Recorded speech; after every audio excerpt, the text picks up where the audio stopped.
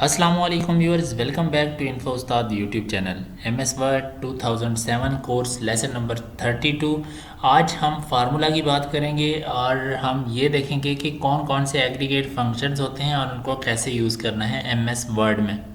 दोस्तों, जिस तरह एमएस एक्सेल पे अगर आपने काम किया हो तो वहाँ पर इस तरह फार्मूले हमें मिलते हैं, डिफरेंट फंक्शंस होते हैं, प्री डिफाइंड फंक्शन, जिनको यूज़ करके हम कोई भी और न्यूमेरिक जो वैल्यूज़ हैं, इनपुट वैल्यूज़, उनको प्रोसेस करके उनका आउटपुट हमें मिल जाता है। ठीक हो गया। तो बिल्कुल ऐसे ही हमें वर्ड के अंदर भी कुछ फार्मूलाज हैं, कुछ फंक्शंस हैं जिनको हम यूज़ करते हुए क्विकली न्यूमेरिक डाटा को प्रोसेस करके आउटपुट ले सकते हैं।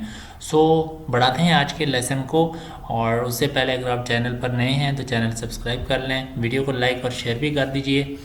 ये जो फार्मूले का सेक्शन है ये हमें मिलता है लेआउट के टैब में। और जब हमारे पास कोई टेबल है, टेबल पे जैसे ही हम क्लिक करते हैं तो कंसेप्चुअल टैब्स अपीयर हो जाती हैं। और इसमें लेआउट टैब के अंदर सेक्शन में ये लास्ट में डाटा का सेक्शन है और यहाँ पर हमें फार्मूला मिल जाता है। ठीक हो गया। सो यहाँ पर एमएस वर्ड में हमारे पास काफ़ी फंक्शंस हैं बने बनाए, जिनमें से मेजर एग्रीगेट फंक्शन सम, मैक्स, मिन, एवरेज, काउंट और प्रोडक्ट के फंक्शंस हैं। इनको एग्रीगेट फंक्शन इसलिए कहा जाता है दोस्तों, चूँकि ये इनपुट लेते हैं, इनको इनपुट की ज़रूरत होती है जो कि most of the time numeric data होता है, और जिनको प्रोसेस करता है ये फार्मूला और हमें एक सिंगल वैल्यू आउटपुट की फॉर्म में दे देता है। तो चलते हैं नीचे टेबल पर और कुछ एग्रीगेट फंक्शंस हम अप्लाई करते हैं, कुछ फार्मूलाज अप्लाई करते हैं। तो यहाँ पर नीचे मैं आ जाता हूँ, यहाँ पर अपने कर्सर को ले आता हूँ। अब मैं फार्मूला अप्लाई करना चाहता हूँ एग्रीगेट फंक्शन का, जो कि पहला फार्मूला है मेरे पास सम का। तो मैं यहाँ पर आता हूँ, फार्मूला के टैब पे मैं क्लिक करता हूँ। क्लिक करने के बाद यहाँ पर यह देख सकते हैं कि फार्मूला है, और कोई भी फार्मूला होता है उसके स्टार्टिंग में इक्वल होता है। ठीक है। इक्वल के बाद सम एक बिल्ट इन फंक्शन है, और इसके बाद अबव, ABOVE, अबव इसका मतलब है कि ये जो जहाँ पर मेरा कर्सर है इस लोकेशन पे था, इसके ऊपर जितनी भी न्यूमेरिक वैल्यूज़ हैं इनका सम कर दो, यानी इनको ऐड कर दो। तो जैसे ही मैं ओके करता हूँ तो इन तमाम वैल्यूज़ का सम होके इस बॉक्स में, इस फील्ड में आ जाता है। इसी तरीके से अगर मैं चाहता हूँ, लेट सपोज मैं यहाँ पर चाहता हूँ कि इसका सम आ जाए, ये जो नीचे वाली वैल्यूज़ हैं जितनी, उनका सम यहाँ पर आ जाए, तो मैं सिंपली यहाँ पर अपना कर्सर लेके आऊँगा, फार्मूला पे क्लिक करूँगा। फार्मूला पे क्लिक करने के बाद यहाँ पे इक्वल के बाद मैं सम लिखूँगा। सम राइट करने के बाद यहाँ पे मैं बिलो लिख दूँगा। ओके। अब ये जितनी भी नीचे वाली वैल्यूज़ हैं इनका ये सम कर देगा। दोस्तों, यहाँ पर आप इसको कैपिटल में भी दे सकते हैं, स्मॉल में भी दे सकते हैं, इसका कोई इशू नहीं है। ठीक हो गया। तो ये वर्क करेगा। ओके करता हूँ तो इसने ये नीचे वाली जितनी भी न्यूमेरिक वैल्यूज़ हैं इन सब का सम करके इसका आउटपुट ये ऊपर मुझे बता दिया है। ठीक हो गया।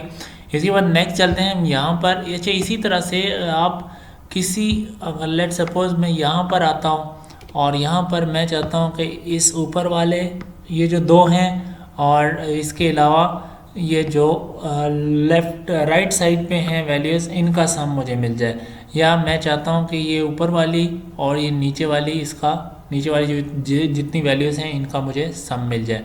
तो वो मैं इस तरह से फाइंड कर सकता हूँ। यहाँ पर कर्सर लाऊंगा, फार्मूला में जाऊँगा, अभी अबव है, अगर मैं इधर बिलो कर दूंगा, साथ में कॉमा डालने के बाद बिलो राइट करूँगा, ओके करूँगा, तो ये ऊपर और नीचे दोनों का, मतलब ऊपर जितनी भी न्यूमेरिक वैल्यूज़ थी और नीचे जितनी भी न्यूमेरिक वैल्यूज़ थी इनका यहाँ पर सम आ चुका है। इसी तरीके से अगर मैं ऊपर वाली वैल्यूज़ और राइट वाली इन वैल्यूज़ का मैं सम करना चाहता हूँ, तो उसके लिए मैं क्या करूँगा कि यहाँ पर आऊँगा, अबव के बाद मैं राइट लिखूँगा। ठीक हो गया, RIGHT, बल्कि ये राइट को आपने अबव से पहले राइट करना है, यहाँ पर इस जगह पर कॉमा अबव। तो अब देखते हैं जी, ओके करता हूँ तो ये ऊपर वाली दो वैल्यूज़ ऐड करी और ये साइड वाली ये वैल्यूज़ राइट साइड पे जो है ये वाली वैल्यूज़ ऐड करने के बाद मुझे यहाँ पर रिज़ल्ट दे दिया। तो इस तरह से आप सम के फंक्शंस को फार्मूला को यूज़ करते हुए इन वैल्यूज़ का समेशन कर सकते हैं, यानी इनको ऐड करने के बाद अपना आउटपुट निकाल सकते हैं रिजल्ट। सो इसके बाद नेक्स्ट जो फंक्शन है वो मैक्स का फंक्शन है। मैक्स जैसा कि नाम से जाहिर है कि मैक्सिमम वैल्यू हमें निकाल के देगा। तो मैं चाहता हूँ कि यहाँ पर ये जो ऊपर वाली जितनी भी वैल्यूज़ हैं इनमें से जो मैक्सिमम वैल्यू है ये मुझे मिल जाए। तो मैं यहाँ पर अपने कर्सर को ले आता हूँ, फार्मूला में आता हूँ, फार्मूला के बाद यहाँ पर मैं मैक्स लिखता हूँ, MAX। ओके, मैक्स अबाउ यानी ऊपर वाली जितनी भी वैल्यू है इनमें से मैक्सिमम वैल्यू हमें मिल जाए। तो यहाँ पर 8 मैक्सिमम वैल्यू है, तो ये इसने यहाँ पर शो करा दी है। ठीक हो गया। इसके बाद नेक्स्ट वैल्यू पे चलते हैं, मिन वैल्यू पे। अब यहाँ पर मुझे मिनिमम वैल्यू फाइंड करनी है, बल्कि मैं इधर इस जगह पर मिनिमम वैल्यू फाइंड कर देता हूँ। ठीक हो गया। अब यहाँ पर जो ऊपर वाली जितनी भी वैल्यूज़ हैं इनमें से मुझे मिनिमम वैल्यू चाहिए, जो सबसे छोटी वैल्यू है ये वाली वैल्यू मुझे चाहिए। तो इसमें छोटी वैल्यू 10 है, तो इसने 10 मुझे यहाँ पर शो करा दी है। नेक्स्ट बढ़ते हैं जी, नेक्स्ट फंक्शन है एवरेज का। अब मुझे एवरेज चाहिए, तो एवरेज के लिए मैं क्या करूँगा, फार्मूले में जाऊँगा, यहाँ पर एवरेज में पूरा लिखूँगा। ठीक हो गया, AVERAGE एवरेज और अबव। ठीक हो गया। राइट करने के बाद ये इसने एवरेज मुझे निकाल कर दे दी है 7428। तो दोस्तों आप देखते हैं, करके देखते हैं कि ये वाकई एवरेज इतनी बनती है या नहीं। मैं यहाँ से कैलकुलेटर निकाल लेता हूँ। ओके, कैलकुलेटर ओपन करने के बाद यहाँ पर इन वैल्यूज़ को मैं ऐड कर देता हूँ। यहाँ पर सबसे पहले मेरे पास 2000 की दो वैल्यू 20,000 की दो वैल्यूज़ हैं, फिर 4000 है, फिर 250। चले करके देखते हैं। 20,000 की दो वैल्यूज़ मतलब सीधा सीधा 40,000 हो गया। ठीक हो गया। 40,000 में हमने सम करना है कितना, 4000 मज़ीद। 4000 में और ऐड कर लेता हूँ, 4000। नेक्स्ट इसके बाद और क्या हमने ऐड करना है जी, 250, 240 और 80। 250 जमा 240 जमा 80। अच्छा, इन सब वैल्यूज़ को ऐड करने के बाद आपको पता है कि एवरेज कैसे फाइंड होती है। इसको डिवाइड कर देना है कि जितने नंबर हैं, कितने नंबर हैं जी, 1 2 3 4 5 6, 6 पे डिवाइड कर देना है इस पूरी रकम को, डिवाइडेड बाय 6।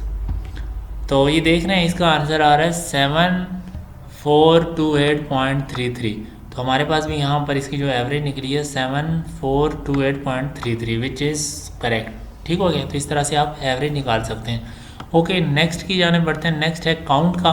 अच्छा, काउंट क्या करता है कि काउंट नंबर ऑफ़ वैल्यूज़ को काउंट कर देता है। ठीक है, ये कितनी वैल्यूज़ हैं, 1 2 3 4 5 6 वैल्यूज़ हैं। तो अगर मैं यहाँ पर आऊँगा और यहाँ पर नंबर ऑफ़ मतलब मैं काउंट करना चाहता हूँ कि इसके अंदर ये जो ऊपर वैल्यूज़ हैं कितनी वैल्यूज़ हैं, तो मैं सिंपली क्या करूँगा, यहाँ पर काउंट के फार्मूले को यूज़ करूँगा, काउंट अबव, और इसने बता दिया मुझे कि ये 6 वैल्यूज़ हैं। ठीक हो गया, 1 2 3 4 5 6।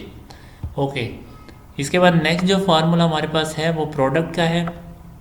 प्रोडक्ट दोस्तों क्या करता है कि इन सब को ज़रब दे देता है। ज़रब इस तरह से कि 3 को 3 से ज़रब देंगे तो 9 आएगा, 9 को 3 से ज़रब देंगे 27 आएगा, 27 को 3 से ज़रब देंगे तो जो भी आएगा, और फिर उसके बाद 3 से ज़रब देंगे तो क्या आएगा। तो उसका हम इस तरह से प्रोडक्ट निकाल सकते हैं। मैं यहाँ पर आता हूँ फार्मूले पे, और फार्मूले पे आने के बाद यहाँ पर मैं लिखता हूँ प्रोडक्ट लिखने के बाद अबव। ओके करता हूँ। तो इसने यहाँ पर 0 लिख दिया है। ओके, 0 इसलिए लिख दिया क्योंकि यहाँ पर ये खाली है। ठीक है, ब्लैंक है, तो इस वजह से यहाँ पर इसने 0 कर दिया। मैं इधर ले आता हूँ, फार्मूला इधर मैं करता हूँ। ओके, यहाँ पर मैं राइट करता हूँ प्रोडक्ट के बाद यहाँ पर मैं अबव राइट करता हूँ। ओके, तो अब यहाँ पर ये हमें कैलकुलेट करके आंसर दे देगा। ठीक हो गया, 243। इन सब को इसने मल्टीप्लाई कर दिया है। और पहले 0 इसलिए दिया था क्योंकि बीच में खाली स्पेस आ गई थी, तो ये वो सपोज़ करता है इसको 0। तो आपको पता है कि जब कोई भी वैल्यूज़ जब इनको मल्टीप्लाई इसने किया और इसको ज़ीरो से मल्टीप्लाई किया तो वो हमारे पास जो वैल्यू है ओवरऑल वो ज़ीरो हो गई। तो इस तरह से इसने यहाँ पर ज़ीरो हमें शो करा दिया। तो अब मैं अगर इसको प्रोडक्ट इसका निकालता हूँ यहाँ पर, तो अब ये कैलकुलेट करके मुझे दे देगा ऊपर वाली जितनी भी वैल्यूज़ हैं। ठीक हो गया कुछ इस तरह से। अभी देखते हैं कि इसका आंसर क्या आता है। प्रोडक्ट अबव और ये इस तरह से ये इसने सबको मल्टीप्लाई कर दिया। दोस्तों इस तरह से आप इन एग्रीगेट फंक्शंस को यूज़ करते हुए आउटपुट निकाल सकते हैं क्विकली। बाकी डिटेल में इंशाल्लाह जब हम MS एक्सेल के फार्मूला पढ़ेंगे, MS एक्सेल में वर्क करेंगे तो तब बहुत डिटेल में समझाऊंगा। अभी तक के लिए इतने फार्मूला काफ़ी थे MS वर्ड में। और दोस्तों इसी के साथ हमारा लेआउट का जो कंसेप्चुअल टैब था, जो टेबल के हवाले से थे, ये 2 टैब डिज़ाइन और लेआउट ये मुकम्मल हो गए हैं। उम्मीद करता हूँ कि आपको सीखने को बहुत सारी चीज़ें मिली होंगी। और अगर आप इसी तरह से सीखते रहना चाहते हैं तो चैनल को सब्सक्राइब कर लें, बेल आइकन पर क्लिक करके ऑल के नोटिफिकेशन के ऑप्शन को भी सिलेक्ट कर लें ताकि नेक्स्ट अपलोड होने वाली वीडियोस की अपडेट्स आपको मिलती रहें। वीडियो को लाइक कर दीजिए और दोस्तों के साथ भी शेयर कर दीजिए। आपसे मिलता हूँ नेक्स्ट लेसन में। टिल देन अपना ख्याल रखिएगा। अल्लाह हाफिज़।